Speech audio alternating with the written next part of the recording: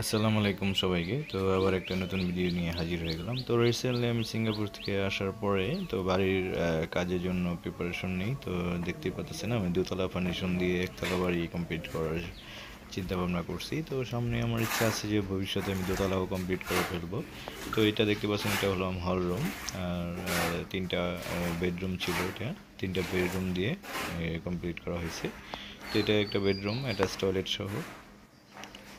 Toilet এটা, তারপরে পাশেই আছে আর একটা রুম, এটাও একটা রুম, বেডরুম। সো এটার ভিতরে একটা টয়লেট নাই, তারা বাড়ির যে টয়লেটটা থাকবে সেটাই ব্যবহার করবে, সাথে ব্যালকনি আছে। এবং এটা ছিল গেস্ট রুম, আমাদের একটা গেস্ট রুম বানানো হয়েছে। তো এটা গেস্ট রুমটা একই সাইজের। রুমটার সাইজ হলো 13-14 সাইজ দেওয়া হয়েছে, অনেক বড় রুম। আর হল রুমটা ছিল 10 ফিট বাই পুরা লম্বা, বিল্ডিংটা যতখানি আছে। তো এটা দেখতেছেন টয়লেট, দুইটা টয়লেট, একটা হলাম এখান থেকে পার্টিশন হবে বরাবর। তো এটা রুমে চলে যাবে, আর একটা হলাম বাইরে সবাই ব্যবহার করবে।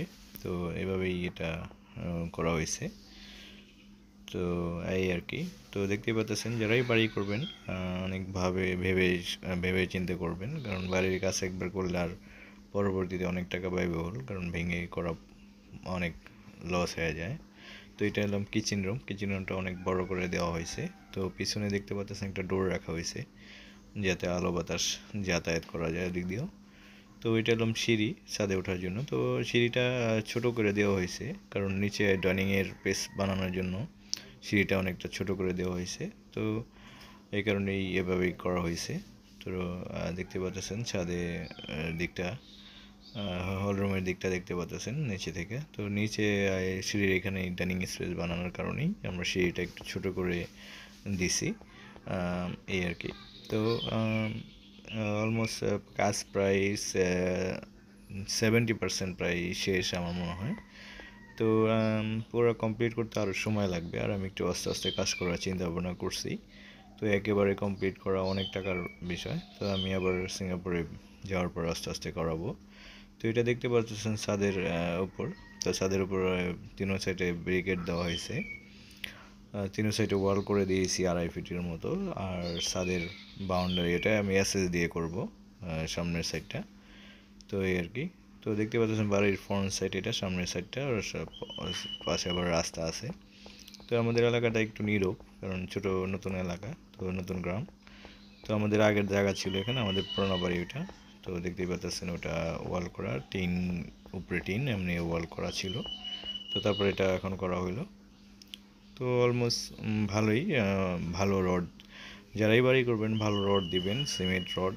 ভালো একটা কন্ট্রাক্টরের সাথে কথা বলে তারপরে বাড়ি করাই উচিত, অথবা যদি ইঞ্জিনিয়ার নিয়ে করান তাহলে আরও বেটার হবে। কারণ অনেক টাকার যেহেতু ব্যয়বহুল একটা বাড়ি, তো অবশ্যই ভালো পরামর্শ নিয়েই তার করা উচিত।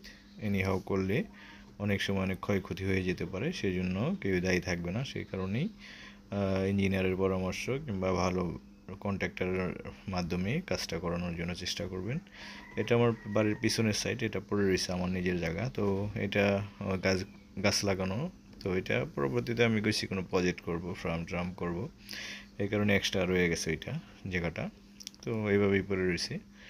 তো দেখি ভবিষ্যতে ইনশাল্লাহ কিছু করলে অবশ্যই আপনাদের ভিডিওতে দেখানোর জন্য চেষ্টা করব। এটা পুকুর শুকিয়ে গেছে, তো বর্ষার পানি যদি কখনো আসে তাহলে এটা ভরে যায়, অথবা বৃষ্টির কারণে ভরে যায়। আপাতত কোনো পানি নাই, শীতের সিজন, বৃষ্টিও নাই, সেই জন্য শুকিয়ে গেছে। তো ছাদের সাইডটা দেখতেই পাচ্ছেন। আমার বাড়িটা আমি 14টা কলম দিয়ে করা হয়েছে অলরেডি। তো কলমে 6টা করে রড দেওয়া হয়েছে, 6টা করে 16 মিলি রড দেওয়া হয়েছে। তো দোতলা ফাউন্ডেশন একটু বেশি করেই দিছি, কারণ ভয় ছিল যাতে কম না হয় রড, 1-2টা রড গেলে এখন সমস্যা নাই, পরবর্তীতে যে ভয়টা কাজ করবে না। কারণ আমি যে পরিমাণ তার থেকে একটু বেশিই দিছি আমার কাছে লাগে, এটা 3তলা ফাউন্ডেশন করা যাবে। তো আমি দোতলাই করবো, এভাবেই কমপ্লিট করা হয়েছে। নিচের ব্যাস, তারপরে ওইভাবেই কমপ্লিট করা, দোতলা ফাউন্ডেশনে করে তারপরে আমি প্লাস দিয়ে রাখছি যাতে ভবিষ্যতে কোনো সমস্যা না হয় ইনশাল্লাহ। তো সবাই যার টাকা দিয়ে যারাই বিল্ডিং করবেন সবারই কষ্টের টাকা। তো সবাই সুন্দর করে বুঝে শুনে বিল্ডিংটা করবেন, কারণ গ্রামের বাড়ি তো আমাদের এভাবেই করে সবাই, তো এই হিসেবেই করা। তো ইনশাল্লাহ দেখতেই পাচ্ছেন। তো বাড়িটা কমপ্লিট হলে অবশ্যই আবার আমি দেখানোর জন্য চেষ্টা করব, কারণ এখনও পুরোপুরি কমপ্লিট হয় নাই, আরও হবে, সময় লাগবে অনেক, অনেক সময়ের ব্যাপার। তো দেখতে পাচ্ছেন আউটলুক, তো অনেক ডিজাইনের কাজ থাকবে, পেন্টিংয়ের কাজ থাকবে, ইলেকট্রিক্যালের কাজ থাকবে, তো অনেক কাজ থাকবে, সময় লাগবে এটা কমপ্লিট করতে। তো অবশ্যই আমি আবার দেখানোর জন্য চেষ্টা করব বাড়ির কাজ কমপ্লিট হলে, সময় লাগবে ইনশাল্লাহ। তো অনেক টাকার ব্যয়বহুল খরচ, তো জানেন তো সব মেটেরিয়ালের অনেক দাম এখন বেড়ে গেছে বাংলাদেশে। তো যাই হোক, যারাই বিল্ডিং করবেন অবশ্যই জেনে বুঝে শুনে করবেন। ওকে, সবাইকে ভালো লাগলে লাইক কমেন্ট সাবস্ক্রাইব করে দেবেন। ধন্যবাদ সবাইকে।